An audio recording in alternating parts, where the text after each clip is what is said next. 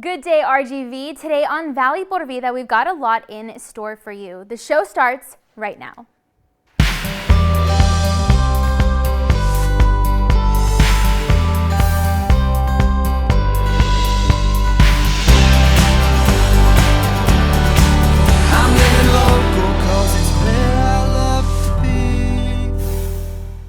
Hi there, and thanks again for joining us. I'm your host, Danielle Banda.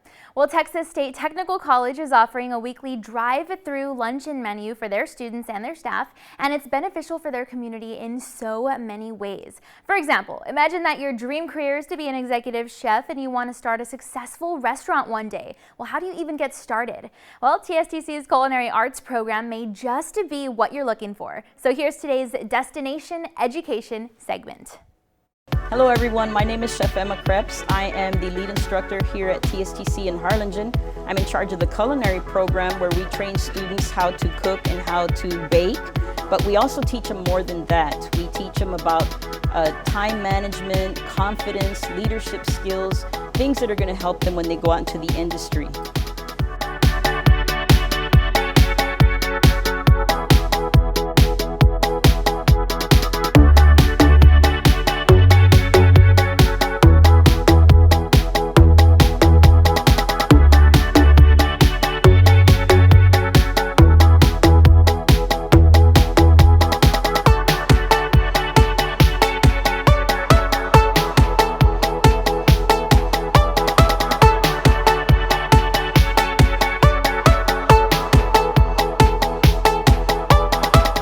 To begin with, our students take their first semester courses. In those first semester courses, the students will learn all about food safety. They get their food handler's card. They also learn about the equipment in the kitchen because obviously that's important in order for them to be able to know how to use it when they go in there and they start cooking. We also have a math class that teaches them about units of measure, recipe conversions, and then we have a nutrition class. And all these are important in order for them to move on into the second semester where they finally go into the kitchen to get the hands-on training that they're going to need in order to learn the different cooking techniques, the different knife skills that they use.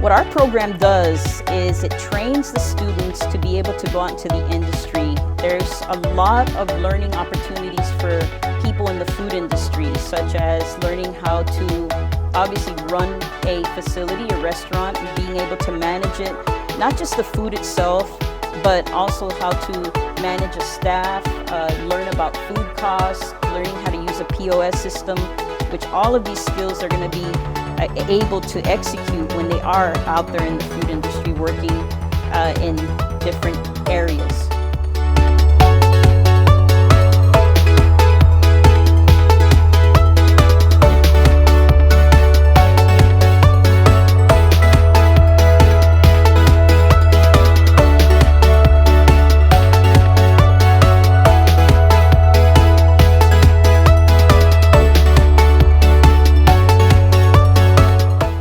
If you're interested in learning how to cook and bake, you can come on over to our program and we'll be glad to help you register.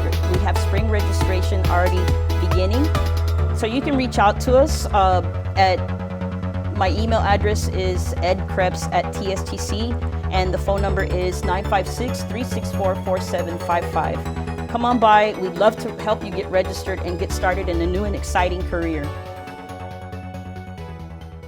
Their team reminds that the yearly median salary in Texas for chefs and head cooks is more than $56,000, and more than 7,000 chefs will be needed by the year 2028, according to the U.S. Department of Labor's Career One Stop website. Now, TSTC's Culinary Arts program offers an Associate of Applied Science degree and several certificates of completion at its various campuses, like here in Harlingen. So feel free to visit tstc.edu if you'd like more information on how you can apply.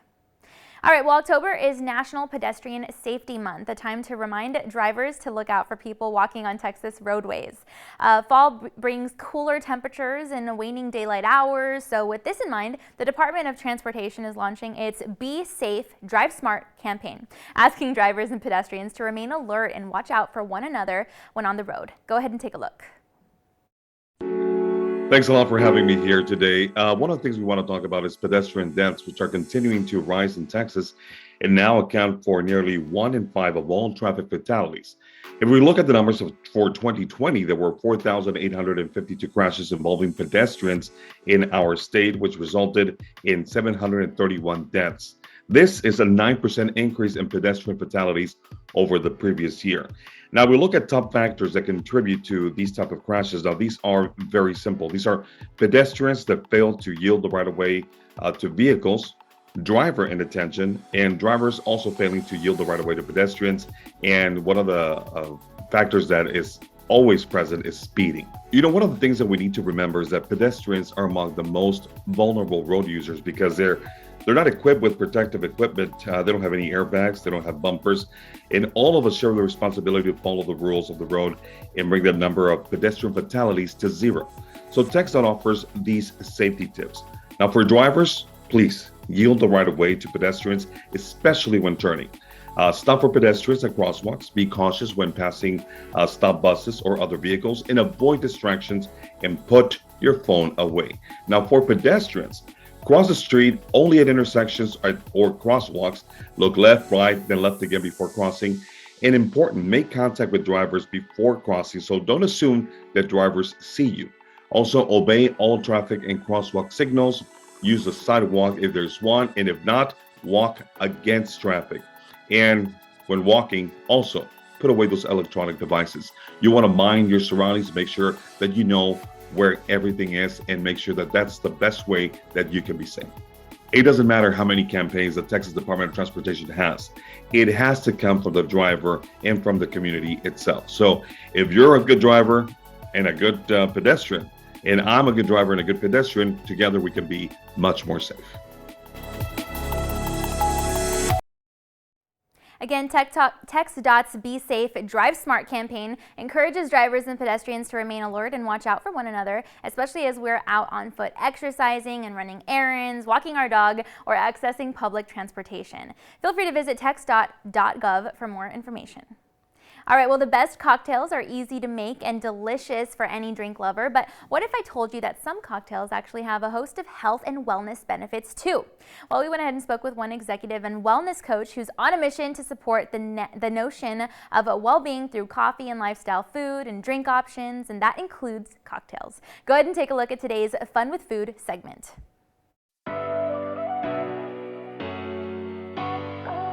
Hi everyone, I'm Nora Tobin, Health and Wellness Partner to Mara International Luxury Brands.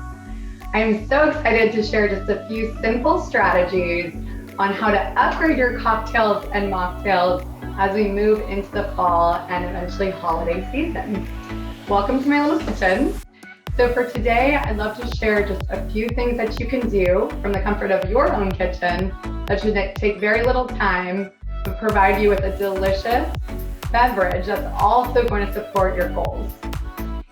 Our first tip is going to be to choose a clean spirit, whether vodka, gin, or tequila. Any of these spirits will not raise your blood sugar and will not affect your insulin levels. Tequila specifically contains agavin, which are fibrous compounds that can help coat your gut flora and strengthen the immune system. Pair any of those spirits with club soda, and then add in any citrus. So whether it's lemon, grapefruit, lime, squeezing the full grapefruit or lime into the drink. And then if you want to go one step further, you can mash up berries, whether raspberries, blueberries, or blackberries. Very rich in antioxidants, which can help increase cellular turnover.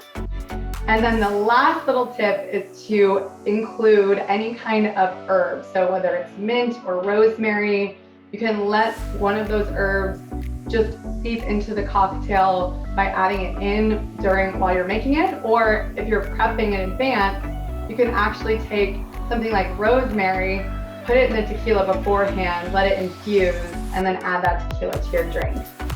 I hope it's helpful, and I wish you a very, very fun and enjoyable fall season.